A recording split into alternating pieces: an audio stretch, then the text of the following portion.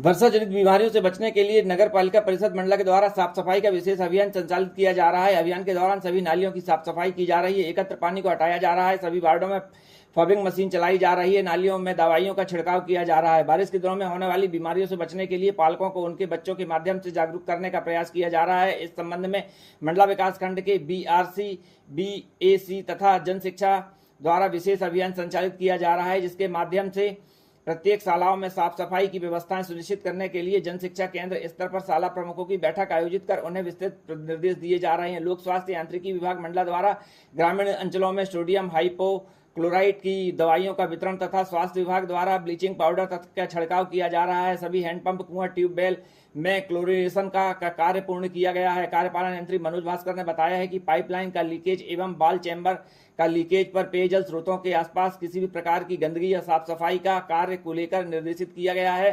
वहीं शालाओं के निरीक्षण के दौरान मध्याह्न भोजन की गुणवत्ता पर विशेष फोकस किया जा रहा है। मध्याह्न भोजन के पूर्व शिक्षकों द्वारा समक्ष सभी बच्चों के हाथ साबुन से धुलाए जा रहे हैं। नियमित नखून की जांच की जा रही है। PHE तथा पंचायतों के सहयोग से शालाओं में स्वच्छ पेयजल की उपलब्धता सुनिश्चित की जा रही है। विद्यालय में होने वाली प्रार्थना के दौरान बच्चों को पानी उबालकर सफाई से रहने, भाजी दूषित वस्तुओं को न खाने के लिए कहा गया है। बच्चों से आग्रह किया जा रहा है कि स्कूल में बताई हुई बातों को अपने घर एवं आसपास के पड़ोसों में भी साझा करें। यदि परिवार या पड़ोस में कोई बीमार होता है तो उसकी सूचना तत्काल निकटतम स्वास्थ्य केंद्र, कंट्रोल रूम, सरपंच, सचिव, कोटवार, रोजगार सहायक या शाला शिक्षक को दें। लोक स्वास्थ्य यांत्रिकी विभाग मंडला द्वारा ग्रामीण अंचलों में सोडियम हाइपोक्लोराइट की दवाइयों का वितरण तथा स्वास्थ्य विभाग द्वारा ब्लीचिंग पाउडर का छिड़काव किया जा रहा है। सभी हैंडपंप, ट्यूबवेल अभी क्लोराइजेशन किया जा रहा है। कलेक्टर डॉक्टर सलोनी सिडाना ने निर्देशित किया है कि वर्षा जनित बीमारियों को ध्यान में रखते हुए व्यक्तिगत तथा सामूहिक स्वच्छता के संबंध में आमजन को जागरूक करने का प्रयास करें। प्रत्येक घर परिवार से संपर्क करने के लिए प्रभावी रणनीति बनाकर तैयारी करें। दवाइयों के वितरण की समीक्षा करते हुए कलेक्टर ने निर्देशित किया है कि वर्षा जनित बीमारियों तथा आपदा प्रबंधन के संबंध में सभी अधिकारी प्रिवेंटिंग कदम उठाएं। प्रत्येक स्वास्थ्य केंद्रों में उल्टी, दस्त, मलेरिया, सर्वदंश आदि सभी महत्वपूर्ण दवाइयों की पर्याप्त मात्रा में उपलब्धता सुनिश्चित करें। उल्टी दस्त की रोकथाम के लिए विकासखंड बिछिया में स्वास्थ्य विभाग द्वारा गांव-गांव कुआं में क्लोराइजेशन किया गया है। बिछिया विकासखंड के अंतर्गत 10 गांवों में 18 कुओं में क्लोराइजेशन किया गया। स्टाफ डायरिया कैंपेन के अंतर्गत डायरिया की रोकथाम के उपचार हेतु ग्रामीण स्तर पर निरंतर गतिविधियों का क्रियान्वयन किया जा रहा है। इसी कड़ी में ग्रामीण क्षेत्रों में घर घर संपर्क कर डायरिया की रोकथाम में विभिन्न उपायों से अवगत कराया गया है। दूषित जल एवं बासी भोजन से परहेज कर घर के आसपास साफ सफाई रखने के लिए लोगों को कहा जा रहा है। समय समय पर हाथ धोते रहें, इसकी जानकारी दी जा रही है। कलेक्टर एवं जिला दंडाधिकारी डॉक्टर सलोनी सिडाना ने अध्यक्षता में जिला न्यायालय मंडला में माह 2024 में निराकृत अपराधियों के प्रकरणों की समीक्षा की गई, जिसमें अतिरिक्त पुलिस अधीक्षक मंडला डॉक्टर अमित वर्मा, जिला अभियोजन अधिकारी मंडला अरुण मिश्रा सहित संबंधित उपस्थित रहे। माननीय उच्चतम न्यायालय के निर्देशानुसार गठित जिला स्तरीय समिति द्वारा आपराधिक प्रकरणों की जांच एवं अभियोजन स्तर पर लापरवाही के कारण माह जून 2024 में न्यायालय द्वारा कुल 31 दोषमुक्त प्रकरण की समीक्षा की गई है। मुख्यमंत्री डॉक्टर मोहन यादव ने निर्देशित किया है कि वर्षा काल में प्रदेश में कहीं भी जनहानि न हो, इसके लिए जिलों में प्रशासनिक अमले को दायित्व प्रदान करें। बाढ़ नियंत्रण कक्ष में 24 घंटे संचालित रखें। अति वर्षा या बाढ़ की चुनौती से निपटने के लिए संबंधित विभाग के आपस में बेहतर समन्वय करें। लोगों के जीवन रक्षा के लिए कहीं सेना की जरूरत पड़ती है तो पहले बताएं। मुख्यमंत्री डॉक्टर मोहन यादव ने प्रदेश में आज मंत्रालय में वीडियो कॉन्फ्रेंसिंग के माध्यम से वर्षा की स्थिति और कुछ जिलों में बाढ़ की आशंका के संबंध में कलेक्टर्स, कमिश्नर्स से प्रदेश में अतिवर्षा की स्थिति में आवश्यक प्रबंधों को सुनिश्चित करने के निर्देश दिए। बैठक NIC कक्ष में हुई, जहां सभी वरिष्ठ अधिकारी उपस्थित रहे। मुख्यमंत्री डॉक्टर मोहन यादव ने कहा है कि सावन के महीने में मंदिरों में श्रद्धालुओं का आना जाना निरंतर होता है, इसका जिलेवार आकलन किया जाना। त्योहारों पर नागरिकों के धर्म स्थलों पर जाने के मार्ग पर उन स्थानों का भी आवश्यक सुरक्षा मुहैया कराई जाए। मुख्य चिकित्सा एवं स्वास्थ्य अधिकारी डॉक्टर KC सरोते ने जानकारी दी है कि जिले में स्वास्थ्य संस्थाओं का उन्नयन किया जा रहा है एवं national health system resource centre NHSRC के तहत प्रदेश में स्वास्थ्य संस्थाओं का NQS NABL national quality insurance standard के तहत स्वास्थ्य संस्थाओं को राष्ट्रीय मानकों के अनुसार विकसित किया जा रहा है। जिले में कुल 18 संस्थाओं को NQAS का सर्टिफिकेट प्राप्त किया गया है। समय सीमा की विभागीय समन्वय समिति की बैठक में कलेक्टर डॉक्टर सलोनी सिडाना ने निर्देशित किया है कि आपदा प्रबंधन के लिए सभी विभाग बेहतर तैयारी रखें, समय पर सूचना प्राप्त करते हुए तत्काल नियंत्रणात्मक कार्रवाई सुनिश्चित करें। विभिन्न अधिकारियों के माध्यम से अगले 2 दिवस में जिले में सभी छात्रावासों की जांच सुनिश्चित कराएं। साथ ही पानी की जांच कराएं। सभी छात्रावासों की पानी टंकी, शौचालय आदि की साफ सफाई पर फोकस करें। स्कूल तथा आंगनबाड़ी में प्रदाय किए जा रहे पानी की भी जांच करें। छात्रावासों में दिए जा रहे भोजन तथा स्कूल के मध्याह्न भोजन का गुणवत्ता से विशेष ध्यान रखें। किसी भी प्रकार के सामूहिक भोज के लिए एसडीएम स्तर में अनुमति प्राप्त करना आवश्यक है। जहां भी सामूहिक भोज के कार्यक्रम आयोजित किए जाते हैं वहां खाद्य विभाग की टीम भोजन की जांच करे। भोजन का स्तर अच्छा नहीं पाए जाने पर विरुद्ध नियमानुसार कार्रवाई भी की जाएगी। सचिव, रोजगार सहायक, कोटवार सहित अन्य मैदानी अमला इस तरह के आयोजनों की सूचना एसडीएम तथा जनपद कार्यालय को प्रदान करेंगे। कैबिनेट मंत्री श्रीमती संपतिया उइके सकल दिगंबर जैन समाज गौशाला अमानाला में आयोजित कार्यक्रम में अपने संबोधन में कहा है कि 10 करोड़ की लागत से नर्मदा नदी के घाटों का सौंदर्यीकरण किया जाएगा। इससे नर्मदा नदी के घाटों की सुंदरता बढ़ेगी और नगरवासी सुकून के 2 पल यहां बिता सकेंगे। उन्होंने कहा कि मंडला जिले में आदर्श जिला बनाया जाएगा। इसकी पहचान पूरे देश में हो सके, इसके लिए सभी जिले वासियों की सहभागिता जरूरी है। श्रीमती संपतिया उइके के आगमन पर सकल जैन समाज के पदाधिकारियों ने फूल मालाओं से उनका स्वागत किया। उन्होंने इस अवसर पर जैन मुनि को प्रणाम किया। गौशाला में गायों को अपने हाथों से लड्डू खिलाया और फल खिलाए। इसके बाद गौशाला प्रांगण में एक पेड़ भी लगाया। सर, पीएचई विभाग की तरफ से अभी जन जागरूकता के लिए रथ संचालित किए गए हैं। कितने रथ हैं और क्या जागरूकता फैलेगी इनसे? अभी जिले के अंतर्गत हमने 2 रथ चला रखे हैं और 2 रथों के माध्यम से अलग अलग ब्लॉकों में जा रहे हैं और ये पूरे मंडला जिले में और मंडला जिले के साथ साथ अन्य ब्लॉकों में भी इनके माध्यम से हम लोगों को एक जागरूकता का मैसेज, संदेश देना चाहते हैं कि लोग जो ग्रामीण क्षेत्रों में, जो ग्रामीण अंचल में जो हमारे ग्रामीण क्षेत्रवासी हैं वो शुद्ध पानी पिएं और कैसे उसका उपयोग करना है, किस प्रकार से उससे बचा जाना है। इस प्रकार से जागरूकता के माध्यम से भी हम ये रथ प्रचार प्रसार के लिए लेके आए हैं ताकि ग्रामीणों को इसका संदेश जाए कि वो इसका कैसे पेयजल उपयोग कर सकें। सर, जैसा कि ये कौन कौन से ग्राम में जाना है इनको? ये हमारे मंडला क्षेत्र के सभी विकास खंडों के सभी ग्रामों में जाएंगे और चूँकि सुबह से ये रथ चालू होता है, पूरा दिन भर भ्रमण करते हुए शाम को जहाँ भी रात हो जाएगी वहीं रात्रि विश्राम करेंगे। देन उसी के बाद फिर अगले दिन सुबह फिर से चालू हो जाएंगे। चूँकि इस रथ के माध्यम से हमारा प्रचार प्रसार करने का उद्देश्य यही है कि जो हमारे ग्रामीण क्षेत्र के अंचल में ग्रामवासी हैं वो अधिकांश प्राय देखा जाता है कि कहीं ना कहीं वो झिरिया का पानी या पोखर का पानी या अन्य क्षेत्रों में किसी प्रकार का पानी पीने का प्रयास करते हैं। हमारे इस रथ के माध्यम से हमने यही प्रयास किया है कि इस प्रकार का पानी ना पिएं, यह पानी दूषित हो सकता है। लेकिन इसके साथ साथ हमने हमारे विभाग के माध्यम से सोडियम हाइपोक्लोराइड सॉल्यूशन का दवाइयों का वितरण भी इसी के माध्यम से किया जा रहा है और साथ में उनको जागरूक किया जा रहा है कि वो शुद्ध जल पिए, स्वच्छ रहें और अच्छे रहें। मंडला वासियों से हमारा विनम्र निवेदन है एवं जन सामान्य से भी हमारा निवेदन है, हमारे यहाँ पिछले वर्ष की अपेक्षा इस वर्ष सबसे अत्यधिक बारिश हुई है। क्योंकि इस बार 20 से 25% अत्यधिक बारिश हुई है मंडला ज़िले के अंतर्गत। तो कृपया सभी ग्रामवासियों से एवं सभी सरपंच एवं रोजगार सचिव एवं हमारे सचिव एवं आशा आंगनबाड़ी कार्यकर्ता एवं एएनएम, जीएनएम एवं हमारे पीएचई के समस्त कर्मचारियों से निवेदन है, इन सभी ग्राम पंचायतों में विशेषकर ब्लीचिंग का कार्य और सोडियम हाइपोक्लोराइड का वितरण हो जाए ताकि आने वाले समय में फिर से किसी भी प्रकार की कोई घटना ना हो और इस आने वाली वर्षा से हम लोग निजात पा सकें और सभी को शुद्ध पेयजल प्राप्त हो सके। हमारा आप सभी से आग्रह है, निवेदन है सभी ग्रामवासियों से एवं सभी मंडला वासियों से कि जब भी पानी पिएं हम उबाल कर पानी पिएं, छान कर पानी पिएं और साफ़ स्वच्छ पानी पिएं। हैंडपम्प का ही पानी उपयोग में लें। कुएं का पानी अभी बारिश में चूँकि गंदा हो जाता है उसका कम से कम उपयोग करें। साथ ही हमारे यहाँ जो सीजनल हरी सब्जियां रहती हैं, चकोड़ा भाजी या अन्य कोई जो हरी सब्जियां रहती हैं उनका भी उपयोग ना करें। इसके साथ साथ अन्य पेयजल पदार्थों का जैसे मदरा इत्यादि का भी सेवन ना करें। ऐसी स्थिति में हम सभी आपका पूर्ण रूप से सहयोग विभाग के द्वारा किया जा रहा है। आप लोगों से भी हमारा आपसे सहयोग अपेक्षित है ताकि किसी प्रकार की जनहानि ना हो सके।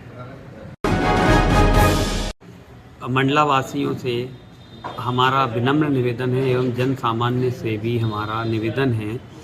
हमारे यहाँ पिछले वर्ष की अपेक्षा इस वर्ष सबसे अत्यधिक बारिश हुई है। क्योंकि इस बार 20 से 25% अत्यधिक बारिश हुई है मंडला ज़िले के अंतर्गत।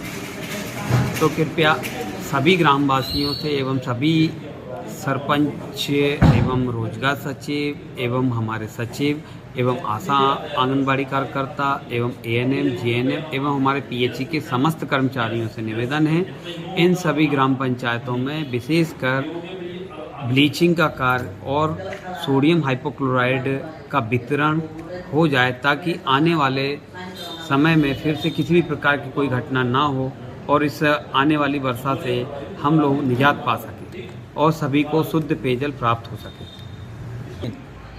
हमारा आप सभी से आग्रह है, निवेदन है सभी ग्रामवासियों से एवं सभी मंडला वासियों से कि जब भी पानी पिएं, हम उबाल कर पानी पिएं, छान कर पानी पिएं और साफ़ स्वच्छ पानी पिएं। हैंडपम्प का ही पानी उपयोग में लें। कुएं का पानी अभी बारिश में चूँकि गंदा हो जाता है, उसका कम से कम उपयोग करें।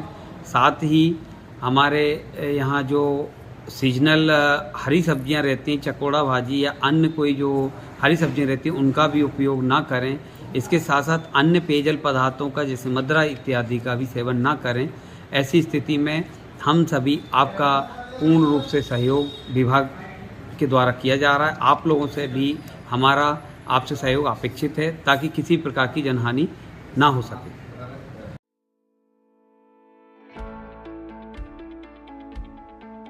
सावधान रहें, सुरक्षित रहें, ध्यान दें। लोक स्वास्थ्य यांत्रिकी विभाग आप सभी से विनम्र निवेदन करता है।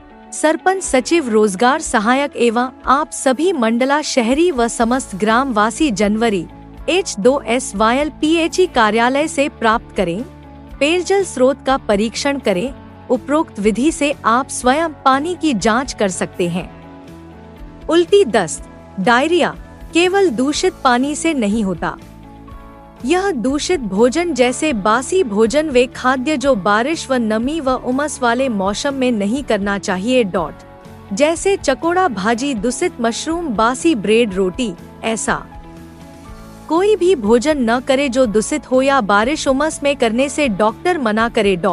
बारिश में मछली न खाएं, यह मछली का प्रजनन काल होता है। जलीय जंतु बारिश में न खाएं। पानी को उबाल कर पिएं। क्लोरीन का उपयोग करें। झिरिया, पोखर, नाले का पानी न पिएं। नदी एवं कुआं के पानी को अच्छी तरह से उबाले, क्लोरीन की गोली डालें। हैंडपंप का ही पानी पिएं। हैंडपंप के आसपास व पानी के स्रोतों को साफ रखें। सावधान रहें, सुरक्षित रहें। कार्यपालन यंत्री, लोक स्वास्थ्य यांत्रिकी विभाग, मंडला। बारिश के समय में ग्रामीणों को जागरूक करने के उद्देश्य से लोक स्वास्थ्य यांत्रिकी विभाग द्वारा जागरूकता प्रचार रथ का शुभारंभ किया गया। यह रथ प्रतिदिन जिले के अलग अलग गांवों में जाकर दूषित जल पीने से होने वाली बीमारियां जैसे डायरिया, उल्टी, बुखार के बचाव के लिए लोगों को जागरूक करेगा। नियमित रूप से पानी को उबालकर पीने, पेयजल स्रोतों में जारमेक्स डालकर क्लोरीनेशन करना, पानी की जांच किट से पानी की जांच कराना, H2S वायल्स के माध्यम से प्रत्येक घर में पानी गुणवत्ता का परीक्षण कराना आदि के संबंध में इस रथ के माध्यम से लोगों को जागरूक किया जा रहा है। ग्रामीणों को जागरूक करते हुए रथ के द्वारा उन्हें सावधान भी किया जा रहा है कि वे इस मौसम में कोई भी ऐसा दूषित खाना न खाएं जिससे बीमारियां होती हैं। बासी भोजन न करें। वहीं मांस अभी खाने से बचें, मछलियां खाने से बचें तथा भाजी इस समय दूषित होती है जिसे खाने के लिए बचें, जिसके चलते रथ के माध्यम से लोगों को जागरूक किया जा रहा है।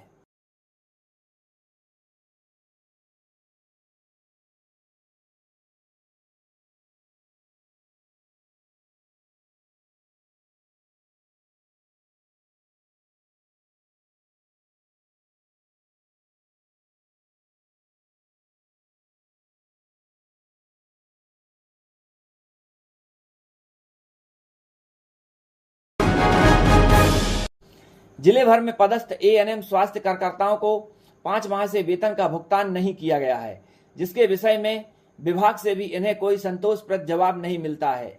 अत्यंत परेशान एएनएम स्वास्थ्य कार्यकर्ता जिला प्रशासन के समक्ष पहुंची और उन्होंने आवेदन दिया है, अतः अतिशीघ्र भुगतान की मांग की है।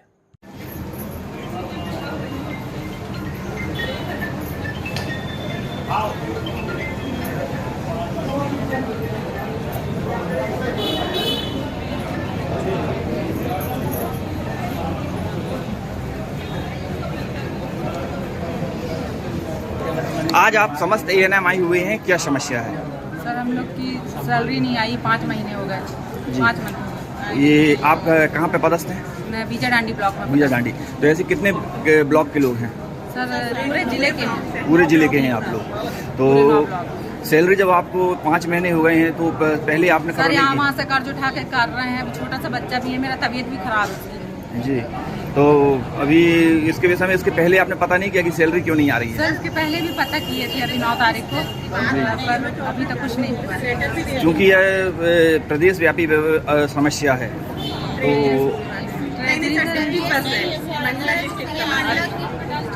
अदर मैडम आज समस्त एएनएम आई हुए हैं जो जिले भर से हैं, क्या समस्या है? सर हम लोग यानी कि पहले संविधा में थे, उसके बाद हम लोग को मार्च में रेगुलर पोस्टिंग मिली। मार्च से सर अभी तक 5 मंथ हो गया, हम लोग को पेमेंट नहीं मिल रहा है। अच्छा, 5 महीने से पेमेंट नहीं मिला, क्या समस्या आ रही है आप लोगों को? सर अभी तक हम लोग जब यानी कि 2-3 बार हो गया सीएमएचओ कार्यालय जाते, वहाँ के बाबू बोलती हैं कि ट्रेजरी में चल रहा है, वैकेंसी खाली नहीं। सर तो वैकेंसी खाली नहीं तो फिर हम लोग की भर्ती क्यों हुई थी? और भर्ती हुई है तो सर वैकेंसी खाली च रही होगी ना, अदर डिस्ट्रिक्ट में रेगुलर पेमेंट आना चालू होगा, हम लोग को रेगुलर पेमेंट क्यों नहीं मिल रहा है? और हम लोग की आईडी तक नहीं आई है सर। अच्छा, आईडी भी नहीं है आप जी लोगों नहीं, को? तो आईडी नहीं है तो फिर पेमेंट कैसे हो पाएगी? वही तो आईडी नहीं आ रही है सर। अच्छा, कारण क्या है आईडी नहीं आने का? सर ट्रेजरी बोल रहे हैं कि वैकेंसी खाली फुल है, वैकेंसी पूरी फुल हो चुकी है, आप लोग यानी कि खाली नहीं दिखा रहा, ट्रेजरी में चल रहा है। नहीं तो आप लोग तो कार्यरत है ना? जी सर, आप तो ड्यूटी कर रहे हैं, फिर जी इसके बाद? सर मेरिट में आई सभी लड़कियां, फिर हम लोग को कैसे बोला जा रहा है खाली नहीं है पोस्ट? अच्छा। भर्ती भी हो गई। अब मैडम आगे क्या करेंगे आप लोग? सर अभी हम 9 तारीख को भी आए थे, मैडम बोली थी 2 दिन में हो जाएगा काम, अब 15-20 दिन हो गए सर, फिर से आए हैं कि हम लोग का निराकरण हुआ करा जाए। जैसा कि अधिकारी बताते हैं कि प्रदेश व्यापी समस्या है ये, तो आप क्या कहेंगे? सर प्रदेश पर डिस्ट्रिक्ट लेवल बस है सर, डिस्ट्रिक्ट बस मंडला डिस्ट्रिक्ट हो गया, क्योंकि अदर जिलों हमारे फ्रेंड लोग हैं, उन लोग को रेगुलर पेमेंट आने लगी सर। ऐसा नहीं है कि यानी कि 2-3 महीने का बस ये हूँ, अब तो रेगुलर यानी मार्च, अप्रैल, मई, जून, ये सब जुलाई का भी आ गया होगा। Thank you madam. सरकार के द्वारा शिक्षा व्यवस्था को सुधारने के लिए करोड़ों खर्च किए जा रहे हैं, परंतु सुदूर ग्रामीण क्षेत्रों में आज भी सरकारी स्कूल अपनी दुर्दशा पर आंसू बहा रहे हैं। जिला सरकार के पास घुघरी विकासखंड के चीता पखना ग्राम विकासखंड घुघरी के पालक अपने बच्चों के साथ पहुंचे, जिन्होंने शासकीय माध्यमिक शाला में शिक्षक की मांग करते हुए पंचायत की समस्या से भी अवगत कराया। चीता पखना शासकीय प्राथमिक शाला में बच्चों का भविष्य अंधकारमय हो रहा है, जिसके लिए उन्होंने जिला प्रशासन को आवेदन भी दिया है। उनका कहना है कि स्कूल में 2 शिक्षक हैं, एक शिक्षक शराबी है और एक शिक्षक कभी कभी आते हैं। उन्होंने बताया है कि शराबी शिक्षक शराब के नशे में इतने धुत रहते हैं कि कहीं पर भी सो जाते हैं, वहीं बच्चों की पढ़ाई भी नहीं हो पा रही है। वहीं पालकों ने स्कूल में शिक्षक की मांग की है कि अतिशीघ्र ही स्कूल में शिक्षक की नियुक्ति की जाए, जिससे कि बच्चों का भविष्य संवर सके। वहीं उन्होंने स्कूल में तड़ित चालक की मांग की है। उन्होंने बताया है कि स्कूल का जो क्षेत्र है वह वनी क्षेत्र है, जहां पर बारिश में हमेशा ही बिजली गिरने की आशंका बनी रहती है और पूर्व में भी स्कूल में बिजली गिर चुकी है। बच्चों की सुरक्षा के लिए स्कूल में तड़ित चालक लगवाई जाए। वहीं सभी पालकों का कहना है कि ग्राम के विकास कार्यों का भी उन्हें पता नहीं चल पाता है, क्योंकि ग्राम के सरपंच और सचिव के द्वारा कभी भी ग्राम सभा आम सभा का आयोजन नहीं किया जाता है, जिसके चलते न तो उन्हें विकास कार्यों का पता चलता है और न ही पंचायत की किसी भी गतिविधि का पता चल पाता है। इसलिए उन्होंने जांच की मांग की है। वहीं शिक्षक की कमी से सहायक आयुक्त आदिवासी वित्त विभाग श्री जागेश सर को भी अवगत कराया गया है और यही समस्या ग्राम बढ़ार में भी बनी हुई है, जिसके लिए ग्रामीणों के द्वारा आवेदन दिया गया है और बढ़ार में भी शिक्षक की मांग की गई है।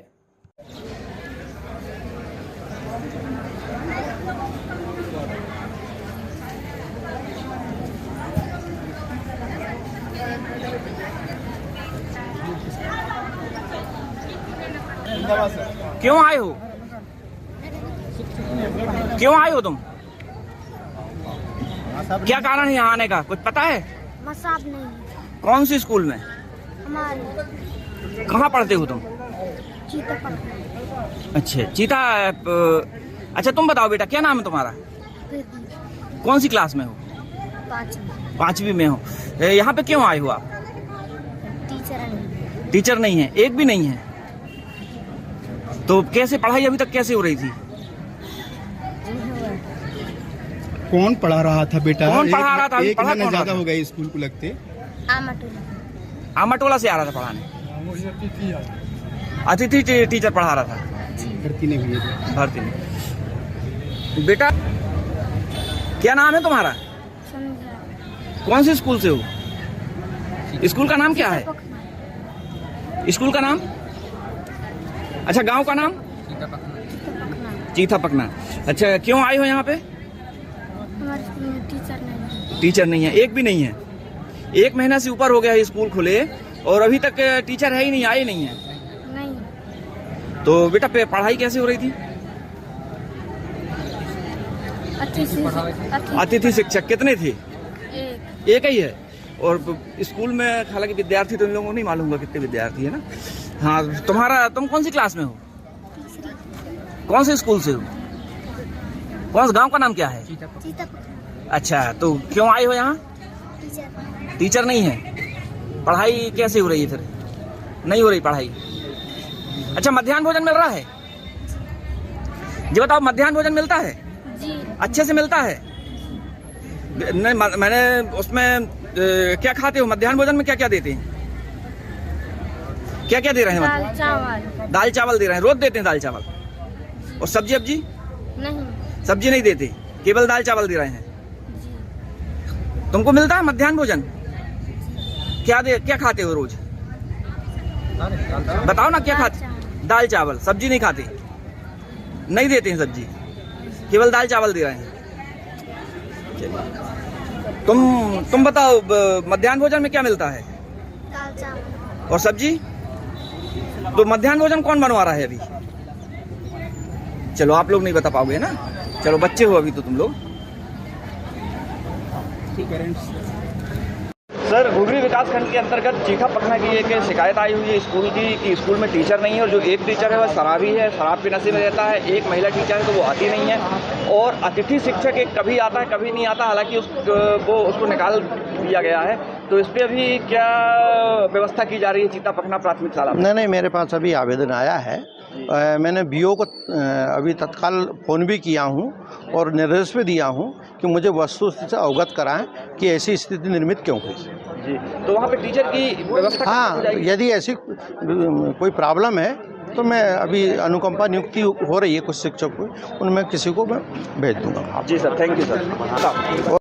सर ग्राम पंचायत बढ़ार में टीचर की समस्या है। एक स्कूल में सिर्फ मात्र एक ही टीचर पढ़ा रहा है और माध्यमिक भी है, मिडिल भी है। 3 टीचर उपलब्ध है। सरकारी काज भी प्रभावित हो रहे हैं। स्टाफ की कमी बताई जा रही है। बच्चे पर नहीं, अभी शासन ने अभी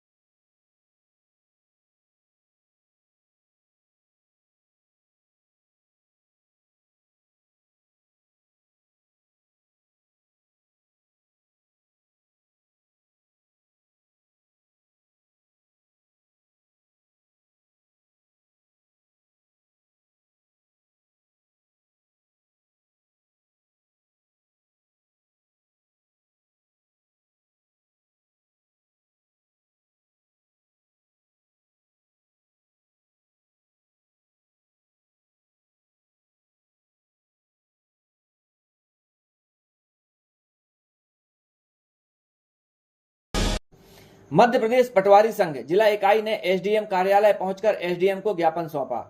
पटवारी संघ के जिला अध्यक्ष गीतेंद्र बैरागी गीतू ने बताया है कि बारिश के चलते पटवारियों द्वारा राजस्व कार्य किए गए हैं, परंतु मौसम के चलते कार्य में कुछ विलंब हुआ है और देर सवेर हुई है, परंतु पटवारियों के 10 दिन का वेतन काटने के जो आदेश एसडीएम कार्यालय के द्वारा जारी हुआ है वह वापस लिया जाए, क्योंकि मौसम के चलते कार्य में देर सवेर हो सकती है, जिसे समस्त पटवारी अनुचित मानते हैं। अतः आदेश वापस लिया जाए, जिसके चलते एसडीएम को ज्ञापन सौंपा गया है। सर, ये मंडला तहसील के पटवारियों की ओर से ज्ञापन है। मंडला तहसील के पटवारियों की ओर से ज्ञापन है। आपके द्वारा सर उनका वेतन काटने का आदेश दिया गया है 7 दिवस का। अभी सर राजस्व महाअभियान कार्य चालू हुआ है 18 तारीख से लेकर 31 अगस्त तक महाअभियान चलना है। अभी मात्र अभियान चालू हुए 10-12 दिन हो गए हैं और 6-7 दिन से लगातार पानी काफ़ी गिर रहा है सर। और पानी गिरने के कारण पारिवारिक प्रगति कम है। वर्षा काल भी हो रही है, वर्षा काल का कृषक भी नहीं मिल रहा है सर। नेटवर्क की भी सुविधा है, इसलिए प्रगति कम आ रही है सर। तो आपसे अनुरोध है सर, जो वेतन काटने का आपने आदेश किया है पटवारियों का, उस आदेश को आप निरस्त करने का कष्ट करें और उन्हें वेतन प्रदान किया जाए और भविष्य में ऐसे आदेश आप कृपया करके ना करें। अभी तक जो प्रगति जी को वेतन काटने से कम है, जिनकी 0 और वर्तमान में अभी भी कई लोगों के सर जी। तो ये दो तरह के काम हैं। 2 तरह में क्या एक भी दो भी नहीं काम कर सकते सर? अभी अभियान चालू है 10-12 दिन हुए, 6 दिन सर। 6 दिन तो लगातार पानी गिरा है सर। इतना पानी गिरा, पटवारी प्राकृतिक आपदा वाले काल में भी रहे, कुछ प्रोटोकॉल में भी रहे हैं सर। बाकी लोग भी तो कम से कम आपसे अनुरोध है कि दीजिए, पूरा 15 दिन बाद आप उनकी प्रगति की समीक्षा कीजिए आप। फिर भले आप अपना कोई भी निर्णय लीजिए, लेकिन अभी एकदम से 6-7 दिन में पानी गिरने में तो कोई प्रकार हुआ नहीं सर। अब जैसे वो एक मैडम जमुना सोरमानी मैडम है, उनके ये 1000-1200 नक्शा के पटांकन हो रहे हैं सर। उसमें से 12-13 लगभग 800 नंबर तो नहीं सर। ये अभी तक मैं फिर समीक्षा करूँगा। आप 15 दिन का समय दीजिए ना सर। ये 15 दिन तो हो गए ना, 16 तारीख सर। तो 6 दिन तो पानी गिरा है सर। पानी गिरने में तो कुछ काम नहीं, किसी अधिकारी ने कोई काम नहीं किया। बाकी लोग भी तो किए नहीं सर, वही बाकी सबका पुराना लिखा हुआ कार्य वो दिख रहा है। अभी तक की स्थिति में जिनका उन्होंने काम किया है उन पर विचार कर सकते हैं, लेकिन अभी जो अभी तक जिसका ड्यूटी की है उन पर किसकी आ रहा है। आपसे सर, हम आपसे अनुरोध है हम लोगों का कि अभी वेतन आप इस महीने आप दीजिए सबको। बाकी फिर भले जो है प्रगति देखने के बाद फिर आप अपना कोई भी निर्णय लीजिएगा, लेकिन अभी एकदम से अभी अभियान चालू में 10-12 दिन हुए हैं, उसमें 6 दिन तो मौसम की मार देखी। कृषक भी नहीं मिलते सर। पटवारी से ही मुनादी करा कर परेशान है। कृषक ग्राम में मिल नहीं रहे हैं, सब खेतों खलिहानों में शिविर खाली जा रहे हैं, कैंप लगा रहे हैं। ऐसी बात नहीं, पटवारी सबका पटवारी काम कर रहे हैं सर। जो कर रहे हैं सभी कर रहे हैं सर। जो कर रहे हैं नहीं सर, सभी कर रहे हैं सर। अभी भी हम विचार करके उनको वेतन रिलीज करवाइए सर। मत रोकिए ना सर, वेतन तो रोके ही नहीं, मत काटिए। नहीं, वेतन उसका काटने के आदेश को निरस्त करिए सर। बस वेतन काटने के आदेश को निरस्त करिए। प्रोग्रेस तो सर कर ही रहे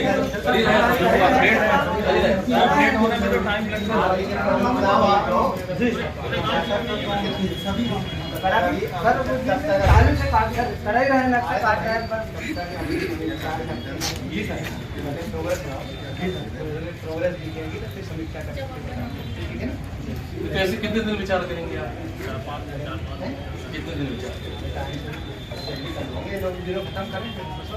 सर? किसी के पास 4-4 गांव है, 10-10, 12-12 गांव है। टोटल 0 नहीं होना चाहिए। जीरो नहीं सर, जीरो नहीं है सर। जीरो नहीं, हल्के में 4 गांव है सर, 3 गांव हल्का के साथ इस तरह आगे जवाब दे दीजिए। अब नोटिस तो कल ही मिला है सर इनको सर, तो जवाब तो आज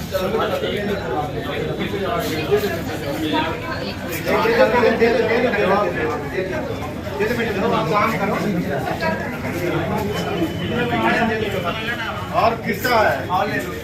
तीन लोग दिए और कितने लोग का टोटल सभी का है जीरो सभी के जीरो 30 लोग हैं सर जिसका भी जीरो दिखा रहा है सर अभी कर रहा है 3 दिन से वही आ ही रहा है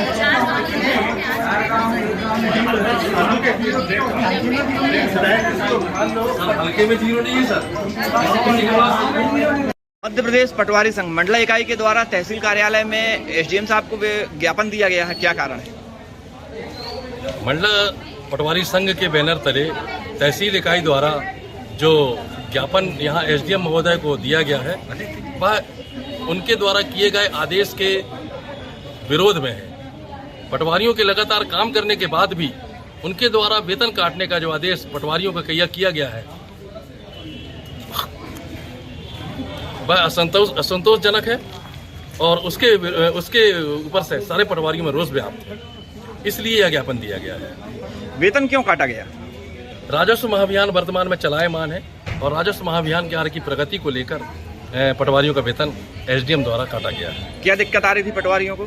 जबकि राजस्व महाअभियान कार्य को लेकर अभी वर्षा काल में राजस्व महाअभियान कार्य जो हो रहा है उसको लेकर पूरे प्रदेश के साथ साथ मंडला जिले में भी मुख्यमंत्री महोदय के नाम कलेक्टर महोदय ज्ञापन दिया जा चुका है, जिसमें वर्षा काल में राजस्व महाअभियान कार्य में अत्यंत परेशानी हो रही है। उनके उन दिक्कतों का जिक्र किया गया है।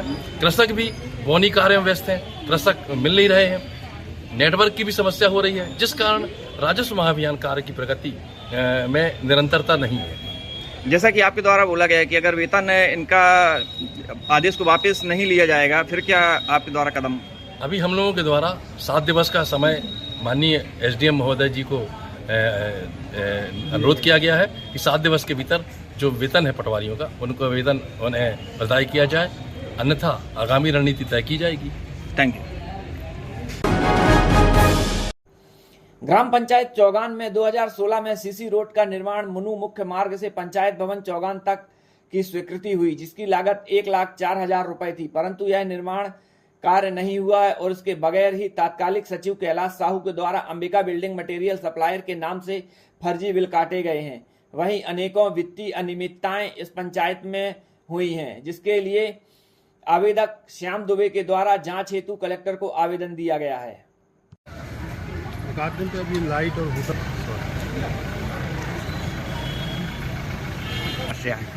भाई साहब, मैं रामनगर से आया हूँ। मेरे नज़दीक में महोबा ब्लॉक की ग्राम पंचायत चौगान है, जो कि पर्यटन स्थल है। उस जगह पर पूर्व में एक सचिव था कैलाश साहू, जिसके द्वारा लगभग 10 लाख का घोटाला किया गया है। अपने भांजे के नाम में एक 97,500 रुपये की राशि सीसी रोड निर्माण के लिए बगैर रोड निर्माण किए भुगतान कर दिया गया है, जिसकी जांच के लिए मेरे द्वारा बार बार आवेदन दिया जा रहा है, पर आज दिनांक तक किसी प्रकार की कोई जांच नहीं हुई हुआ है। जी, वहाँ के उक्त ग्रामवासियों ने भी मुझे बताया और मैंने ऑनलाइन उसके भुगतान की रसीद भी निकाली, जिससे मुझे ज्ञात हुआ कि यहाँ पर घोटाला हुआ है। जी, तो कब से दे रहे हैं आप आवेदन? मैं 2024 के दूसरे महीने से, फरवरी से। अभी तक कोई कार्रवाई नहीं? अभी तक कोई कार्रवाई नहीं हुई। आपका नाम? श्याम दुबे, पूर्व बजरंग दल अध्यक्ष, पूर्व भारतीय जनता युवा मोर्चा का जिले का महामंत्री रहा हूं और सामाजिक कार्यकर्ता हूं। कलेक्टर डॉक्टर सोलनी सिडाना ने बुधवार को माधोपुर एवं अंजनिया क्षेत्र का भ्रमण करते हुए जल स्रोतों में क्लोरीनेशन के ब्लीचिंग पाउडर का छिड़काव, स्टाफ डायरिया कैंपेन तथा राजस्व महाअभियान के तहत किए जा रहे कार्यों का अवलोकन करते हुए संबंधित अधिकारियों को आवश्यक निर्देश दिए। ग्राम माधोपुर में भ्रमण के दौरान कलेक्टर ने नल जल योजना तथा जल के स्रोतों का निरीक्षण किया। उन्होंने निर्देशित किया है कि बारिश तथा ग्राम में निस्तारी पानी के निकाय के लिए बेहतर व्यवस्था बनाए। डॉक्टर सलोनी सिडाना ने स्वास्थ्य केंद्र माधोपुर तथा अंजनिया में उल्टी दस्त के मरीजों से चर्चा करते हुए उनके स्वास्थ्य के बारे में जानकारी ली है। कलेक्टर डॉक्टर सोलनी सिडाना ने माधोपुर तथा अंजनिया में ग्रामीणों से चर्चा करते हुए उन्हें व्यक्तिगत तथा सामुदायिक स्वच्छता के संबंध में विस्तार से समझाई थी। भ्रमण के दौरान कलेक्टर डॉक्टर सोलनी सिडाना ने तहसील कार्यालय अंजनिया में निरीक्षण करते हुए राजस्व अभियान 2.0 के तहत किए गए कार्यों की विस्तार से समीक्षा की। इसी कड़ी में बुधवार को जिला समन्वय समग्र स्वच्छता अभियान सीमा पटेल सहित अन्य अधिकारियों द्वारा ग्राम पंचायत माधोपुर के संचालित CM राइज स्कूल के माध्यमिक शाला माधोपुर के में मध्याह्न भोजन की गुणवत्ता की जांच की गई है। लोक स्वास्थ्य यांत्रिकी विभाग खंड मंडला द्वारा जिले में 1215 ग्रामों में पानी की गुणवत्ता का परीक्षण सुनिश्चित कराने से 5-5 महिला सदस्यों जैसे आंगनवाड़ी कार्यकर्ता, सहायिका, आशा कार्यकर्ता, एक्टिव समूह की 3-3 महिलाएं संगठित की गई हैं। जनपद पंचायत मंडला के सभा कक्ष में ग्राम रोजगार सहायक एवं मोबिलाइजरों को वर्षा काल में होने वाली जल जनित समस्याओं के बारे में 1 दिवसीय उन्मुखीकरण अभिसरण कार्यशाला आयोजित की गई है, जिसमें जनपद पंचायत मंडला के मुख्य कार्यपालन अधिकारी R.K. मंडावी द्वारा जल से होने वाली समस्याओं और उनके निदान हेतु विस्तृत जानकारी दी गई है। दायित्वों के निर्वहन में लापरवाही बरतने पर कलेक्टर डॉक्टर सलोनी सिडाना ने गुगरी विकासखंड के ग्राम देवहारा के सचिव को तत्काल प्रभाव से निलंबित करते हुए 5 अधिकारी कर्मचारियों का वेतन भी काटा है। परिवहन कार्यालय मंडला परिवहन अधिकारी रमा दुबे द्वारा जिले में बस स्वामियों की बैठक ली गई है, जिसमें बस संचालकों को निर्धारित से अधिक किराया नहीं लेने तथा यात्रियों से बेहतर व्यवहार सुनिश्चित करने के संबंध में आवश्यक निर्देश दिए गए हैं। साथ ही निर्देशित किया गया है कि यात्रियों को दी जाने वाली टिकट में बस का पंजीयन क्रमांक, ट्रेवल्स का नाम, दिनांक, कहां से कहां जाना है, स्थान अवश्य रूप से दर्शाएं। जिला व जनपद पंचायत मंडला में ग्राम पंचायत जंतीपुर की निवासी गेंदाबाई भारतीय का प्रधानमंत्री जनमन आवास योजना में पक्के मकान का सपना साकार हुआ है। उन्होंने बताया है कि वे अत्यंत गरीब हैं, अतः वे कभी भी पक्का मकान नहीं बना सकती थी। अतः उन्होंने प्रधानमंत्री को धन्यवाद दिया है। प्रधानमंत्री जनमन इस योजना को भी धन्यवाद दिया है। ग्राम बिरसा ग्राम पंचायत करंजिया तहसील बिछिया के आवेदक ग्रामीणों ने बताया कि हेलॉन परियोजना के अंतर्गत उनकी कृषि भूमि अधिग्रहण की गई है, केवल मकान ही बचे हुए हैं। उनके जीवन यापन हेतु कोई भी रोजगार नहीं है, अतः शासन की योजना के अंतर्गत उन्हें सस्ते दामों में राशन मिल सके, जिसके लिए गरीबी रेखा का राशन कार्ड की मांग उन्होंने की है, जिसके लिए उन्होंने आवेदन भी दिया है।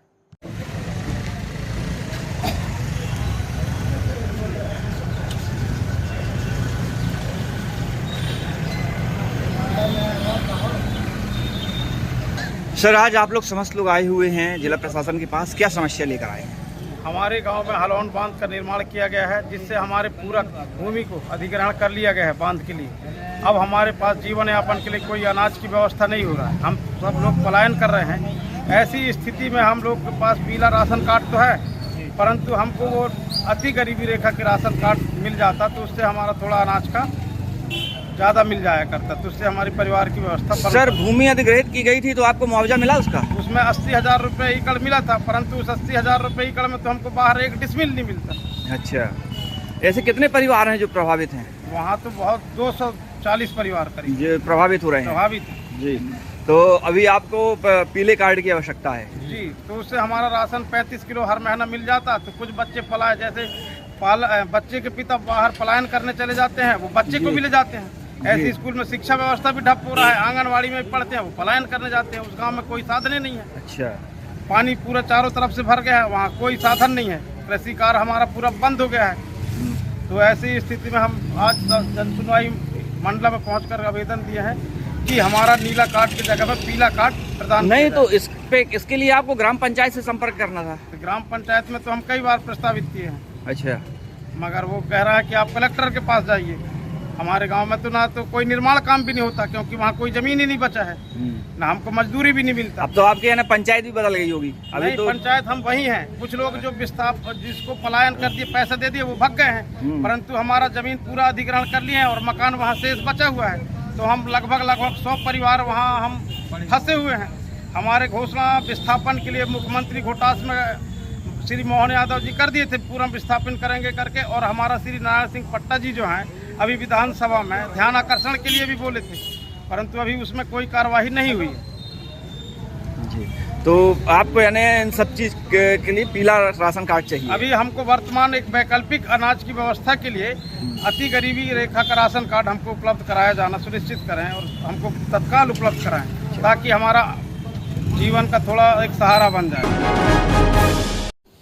आवेदक गोपाल सिंह ने आवेदन के माध्यम से शासन से शासकीय पदों में अनुचित जनजाति के लिए अलग से सीटों की व्यवस्था की मांग की है। कहाँ से आए हैं और क्या समस्या लेकर आए हैं? जी सर, मैं खेरकाटोला वार्ड नंबर 14 कटरा मंडला से आया हूँ। हाँ सर, कल ही MPPGCL असिस्टेंट इलेक्ट्रिकल और असिस्टेंट कनिष्ठ अभियंता का रिजल्ट आया। उसमें से MP गवर्नमेंट से मध्य प्रदेश के जो ST युवा हैं उनको 20% आरक्षण दिया जाता है। तो उस 20% में से सारी 20% का बेनिफिट SST को दिया जा रहा है, जो कि विशेष पिछड़ी जनजाति आती है, बैगा भारिया सहरिया। अच्छा। और हम अभ्यर्थी ST कैटेगरी की परीक्षा देते हैं, फार्म फीस भरते हैं, आते हैं जाते हैं, इसके बावजूद भी हमारा नहीं होता है। तो सरकार से यही अनुरोध है कि 20% सीट में से कुछ सीटें हमारे ST के लिए भी रिजर्व की जाए और बाकी SST में डिवाइड किया जाए, जिससे कि हमारे साथ इंसाफ हो सके। सर क्या नाम है आपका? मेरा नाम सर गोपाल सिंह उद्दे, जाति गोंड है सर। मैं असिस्टेंट इलेक्ट्रिकल MPPGCL जबलपुर का फॉर्म भरा था सर। कीटनाशक दवाइयों का असर, किसानों की फसल हो रही खराब। ग्राम सिंगारपुर पोस्ट मोहगांव में लोहान कृषि फार्म है, जहां पर सब्जियों का उत्पादन होता है, परंतु सब्जियों में जो कीटनाशक दवाई डाली जाती है वह इतनी तेज होती है कि बारिश के पानी में बहकर वह दवाई सीधे किसानों के खेत में पहुंच रही है, जिससे खेतों में आकर वह फसल को पूरी तरह से नष्ट कर रही है। इस समय किसानों ने धान की फसल लगाई है और अब धान की फसल के लिए किसानों के द्वारा जो मेहनत की गई वह मेहनत पूरी पानी में समा गई है। बता दें कि लोहान कृषि फार्म में सब्जियों पर जो कीटनाशक डाला जा रहा है वह वर्षा के पानी में बहकर सीधे उनके खेतों तक पहुंच रहा है। किसानों के खेतों तक यह पानी पहुंच रहा है और खेतों की जो फसलें लगी हुई हैं वह फसल पूरी तरह से नष्ट हो गई हैं। पहले भी श्रृंगारपुर के किसानों ने कलेक्टर को आवेदन दिया है और कार्रवाई की मांग की, परंतु अभी तक उनके आवेदन पर कोई भी कार्रवाई नहीं हुई है, जिसके चलते किसान रामनवमी पुनः पहुंचा और उसने कलेक्टर को आवेदन देते हुए बताया है कि ग्राम सिंगारपुर में लोहान कृषि फार्म में जो सब्जियां लगी हुई हैं उन सब्जियों में जो कीटनाशक डाला जा रहा है वह कीटनाशक इतना तेज है कि बारिश के पानी में बहकर वह सीधे उनके खेतों तक पहुंच रहा है, जिससे खेत की फसल पूरी तरह से नष्ट हो गई है। किसानों ने कहा है कि वे अत्यंत गरीब हैं, अतः वे दोबारा फसल भी नहीं उगा सकते हैं, न कोई इसकी तैयारी कर सकते हैं, जिसके चलते किसानों ने कार्रवाई की मांग की है। अतः लोहान कृषि फार्म में जो कीटनाशक डाला जा रहा है उस पर रोक लगाई जाए, जिसके लिए किसानों ने जिला प्रशासन को आवेदन भी दिया है। पूर्व में भी जन सुनवाई में श्रृंगारपुर से अनेकों किसान पहुंचे थे और कलेक्टर को उन्होंने आवेदन दिया था और उन्होंने शिकायत की थी कि लोहान कृषि फार्म में जो कीटनाशक दवाइयां डाली जा रही हैं, इस कीटनाशक दवाइयों से उनकी धान की फसल पूरी तरह से खराब हो रही है, परंतु अभी तक कोई कार्रवाई नहीं हुई है, जिसके चलते पुनः किसान रामनवमी जिला प्रशासन के समक्ष पहुंचा और आवेदन दिया है और उसने कार्रवाई की भी मांग की है। और क्या समस्या है? हम ग्राम सिंगारपुर से आए हैं सर, मोहगांव ब्लॉक। हाँ, हमारी समस्या है सर, में 2017 से जो कृषि फार्म, जो सब्जी फार्म लोहान का है, उसका सारी मलमा और जो दवाई, जहरीला दवाई छींच कर मेरी धान की फसल में आकर चौपट कर दी और आकर मलमा, प्लास्टिक, मिट्टी सारी दब गए और धान भी खत्म हो गए। कितने एकड़ में थी? ये सर 1.5 एकड़ में धान की खेती कर रहा हूँ सर। अच्छा, तो दवाई छींचते हो? 1 एकड़ का पूरा चौपट हो गया, 2 खेत, 2 गुनों खेत से मैं फोटो आपको अवगत कराया हूँ सर। हाँ। तो इसका न तो जांच हो रहा है न कुछ ने। मैं शिकायत करने भर आता हूँ 2017 से, छोटे कर्मचारी जाते हैं मेरे को पता ही नहीं और उसके यहाँ बैठ करके क्या मेहमानी करके वो भाग जाते हैं। क्या झूठी सांची पंचनामा बनाकर इधर अधिकारियों के गुमराह में कर देती है। अच्छा, तो इसलिए से मेरे को न्याय नहीं मिल रहा है। 1 फीट से लगा कि 1.5 फीट तक के मलमा दब गए धान के ऊपर। अच्छा, और बाकी ये जहरीला दवा जो 11-12 तारीख को छींचे और उसी दिन पानी गिर के पूरा मेरी लगी हुई धान में जाकर समाप्त कर। कौन से गांव की बात है? सिंगारपुर, विकास खंड मोहगांव। अच्छा, शिकायत कर रहे हो पर कोई कार्रवाई नहीं हो रही? नहीं हो रही है सर। और लगातार हर साल आपकी फसल नाश हो रही है? सर वो जब सब डबल छिछाई करते हैं दवाई, हाँ 3 बार छींच दिया पानी हुई से जाए। और मेरे ही खेत से आपको अवगत कराया हूँ फोटो के माध्यम से, मेरी ही खेत जमीन से पानी गिर रहा है उसका। वो पहले नर्मदा में गिरता था पानी, जब से फार्म बनाया है तो वो दिशा समतलीकरण करा के पानी का दिशा मेरे तरफ दे दिया। अच्छा, क्या नाम है आपका? रामनवमी, ग्राम सिंगारपुर। डायरिया के बाद अब तेजी से फैल रहा मलेरिया। जिले में डायरिया के बाद अब मलेरिया ने भी दस्तक दे दी है। सप्ताह भर पहले जिला अस्पताल में मलेरिया के लगभग 20 से 30 मरीज इलाजरत रहे हैं, जो ठीक होकर अपने घर चले गए, परंतु अभी भी मलेरिया के मरीज आ रहे हैं, जिनका इलाज जिला अस्पताल में किया जा रहा है। बता दें कि वायरस जनित बीमारियों में अब मलेरिया ने भी दस्तक दी है। मलेरिया पीड़ित मरीजों से मिलने के लिए प्रदेश की कैबिनेट मंत्री श्रीमती संपतिया उइके पहुंची, जहां उन्होंने डॉक्टर नर्सेस से मरीजों की देखभाल व उनकी दवाइयों के बारे में जानकारी ली। मरीजों से भी बात की, उनसे फीडबैक लिया है। वहीं मलेरिया विभाग व स्वास्थ्य विभाग के द्वारा गांव-गांव जाकर लोगों को साफ सफाई से रहने के लिए जागरूक किया जा रहा है, तो उनकी खून की जांच के लिए भी उन्हें प्रेरित किया जा रहा है कि जरा सा भी बुखार की स्थिति अगर बनती है तो खून की जांच अवश्य कराएं। वहीं लोगों को मच्छरदानी में सोने के लिए भी जागरूक किया जा रहा है। वहीं शासकीय अमला के द्वारा घर घर जाकर लोगों को डायरिया से बचने व मलेरिया से बचने के तरीके भी बताए जा रहे हैं तथा दवाओं का वितरण भी किया जा रहा है। हम घुघरी के पास खमरिया के हैं और हमारे बड़े लड़का को मलेरिया है। 4-5 दिन हो गए, अभी कंट्रोल नहीं है। घुघरी अस्पताल में ले गया तो वहाँ कह रहे हैं खून टेस्ट में कि खून की कमी है तुमको, तो वहाँ से ले आया हम लोग मंडला। अब मंडला में मलेरिया बता रहे हैं। अब 3-4 दिन हो गए, अभी कंट्रोल नहीं है। ना हमारे यहाँ कोई मलेरिया के बारे में कोई कुछ बताने आते हैं, ना कुछ छिड़काव होता है घर में गांव में, ना कुछ नहीं। इस प्रकार से हम लोग अभी परेशान है मलेरिया से भी, और बढ़ते जा रहा है मलेरिया। कई लोगों को हो सकता है, लड़का को हुआ है। अब हम 7-8 परिवार हैं, तो हो सकता है सब को भी हो सकता है। कोई मलेरिया मच्छर ही काट सकता है हमारे परिवार में। घर के लोगों को संग में सोए हैं, उनके रह रहे हैं और ध्यान कुछ नहीं दे रहे हैं हमारे इधर मलेरिया विभाग वाला को। जैसे कि अभी यहाँ पे जानकारी लगी कि मलेरिया भी बड़ी संख्या में यहाँ पे पेशेंट आ रहे हैं। 28 ऐसे हमारे ब्रेन के यहाँ पे मरीज अभी पाए गए। 28 लोग अभी एडमिट हैं और ऐसे में बड़ी संख्या में अभी से ऐसे मलेरिया वाले केस भी यहाँ पे आ रहे हैं, तो निश्चित ही चिंता का विषय है। उस पे भी मैं लगातार कलेक्टर से और संबंधित विभाग स्वास्थ्य विभाग के अमले को हम लोगों ने बात किया है। उसके साथ साथ हमने बाहर से भी जबलपुर मेडिकल से भी यहाँ पे टीम बुलाया है और टीम के माध्यम से भी लगातार जिन जिन गाँव में ये केस पाए जा रहे हैं उन गाँव में कैंप के माध्यम से उनको दवा छिड़काव के लिए, दवाई देने के लिए, इंजेक्शन के लिए, ऐसे सभी के लिए व्यवस्था बना रहे हैं। अभी तो क्या है, मलेरिया के केसेस आएंगे और मुझे लगता है कि ये जो बरसात का टाइम है, पानी जो भरा हुआ है, तो उसमें मॉस्किटो ब्रीडिंग भी काफ़ी हो रही है और लोगों का आवागमन कंटिन्यू होता रहता है। और मंडला ज़िला ऐसा है कि मैंने देखा है माइग्रेशन काफ़ी होता है अदर डिस्ट्रिक्ट से, और इवन तेलंगाना और बाहर दूसरे डिस्ट्रिक्ट से मजदूर आते हैं काम। हमने टेस्ट भी कराया उनका, तो हमने ये पाया उनमें मलेरिया के केसेस हैं और मलेरिया के केसेस यदि ट्रैक हो गया है तो उसको ट्रीटमेंट दे के ठीक किया जा सकता है। इसमें घबराने की बिल्कुल बात नहीं है। और शासन की तरफ से लगभग 2,50,250 मच्छरदानियाँ ज़िले में बांटी गई हैं, जो मुझे लगता है यदि सही से लगाने पर, यूज़ करने पर उनको मलेरिया के प्रभाव से आगामी समय में रोका जा सकता है। कितने मरीज अभी तक सर?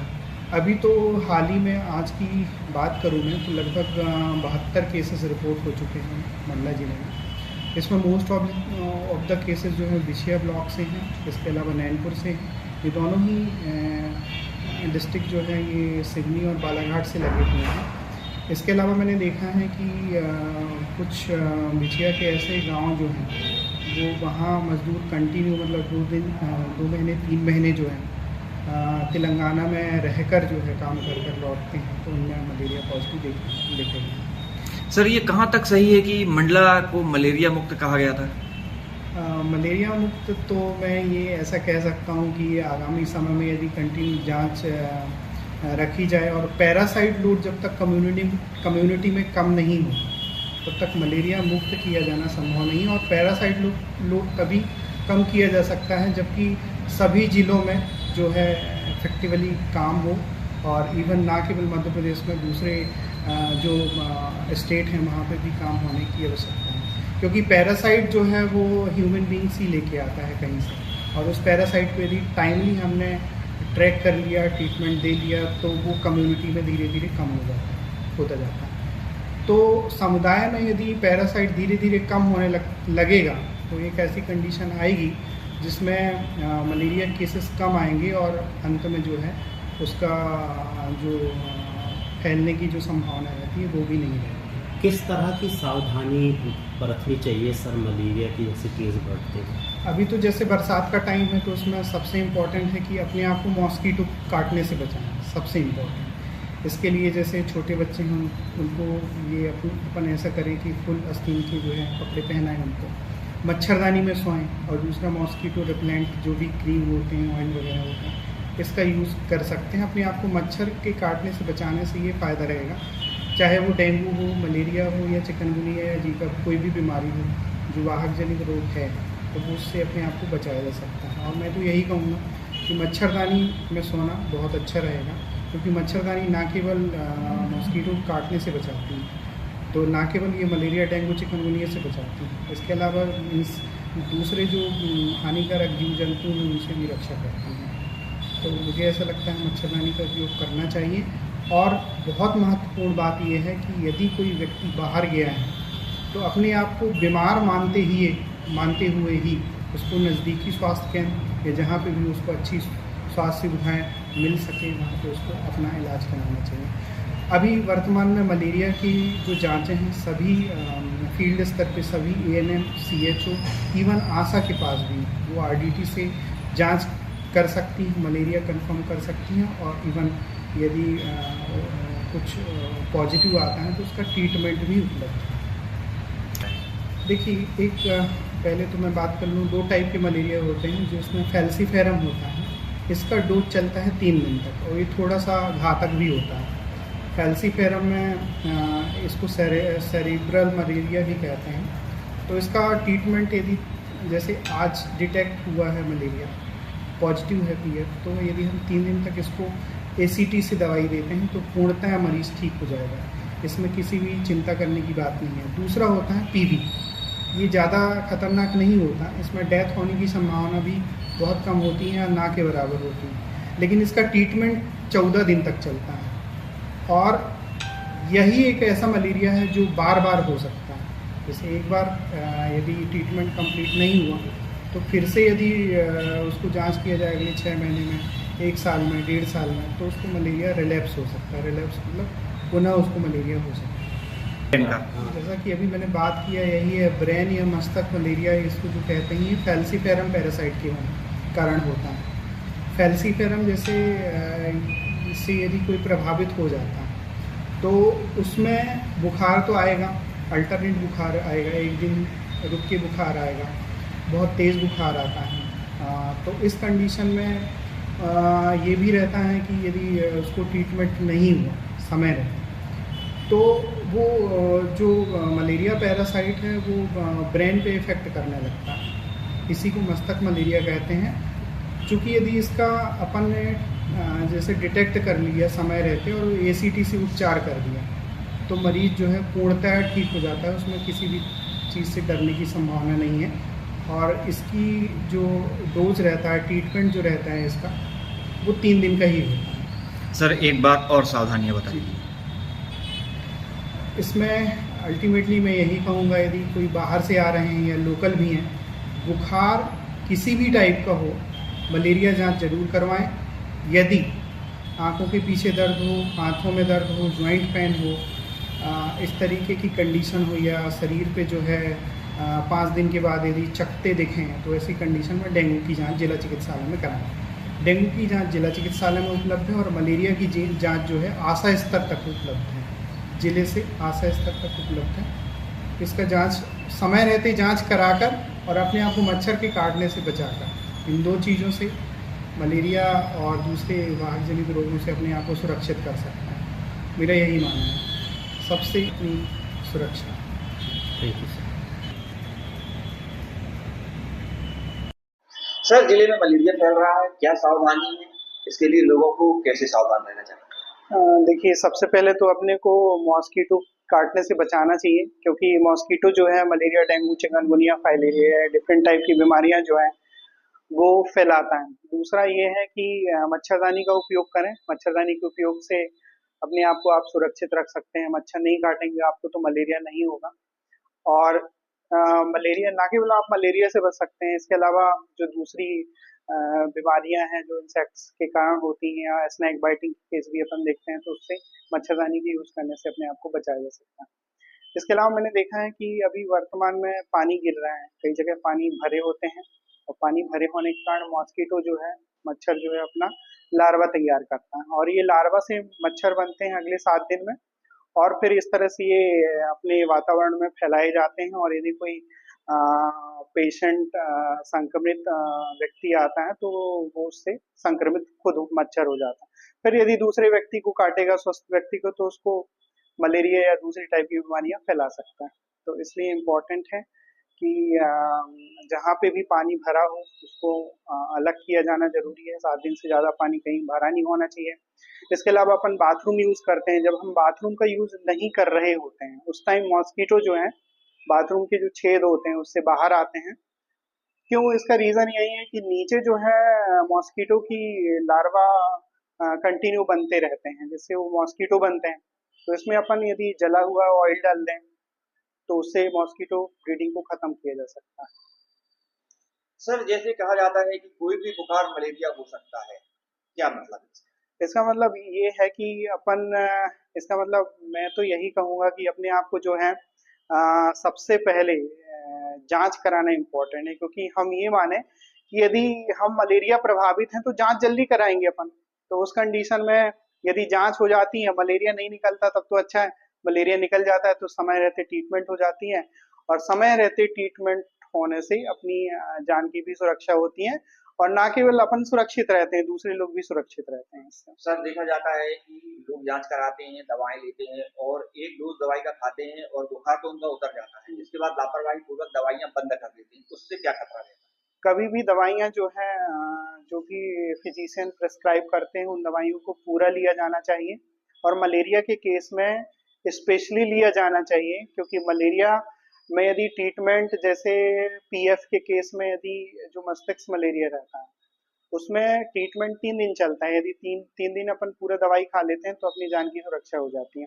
इसके अलावा पीवी में जो 14 दिन का डोज चलता है उस 14 दिन कंटिन्यू लेना चाहिए, क्योंकि यदि अपन दवाई ब्रेक कर देते हैं, बीच में रोक देते हैं, तो उस कंडीशन में अपने को आगामी 6 महीने में, 1 साल में या 1.5 साल तक में पुनः मलेरिया होने की संभावना रहती है।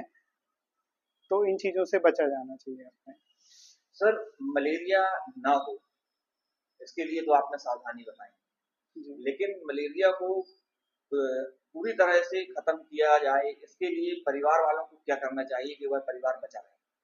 मुझे ऐसा लगता है कि सबसे पहले जो है, चूंकि ये मॉस्किटो के कारण स्प्रेड होता है मलेरिया, तो ऐसी व्यवस्था अपन करें और सभी के सहयोग से, और सबसे पहले अपने घर से ही स्टार्ट करें कि मॉस्किटो ब्रीडिंग की सिचुएशन ना हो, मॉस्किटो की उत्पत्ति ना हो, मच्छरजन्य परिस्थितियों को पूरी तरह जितने अपने हाथ में उसको खत्म करने की प्रयास किया जाना चाहिए।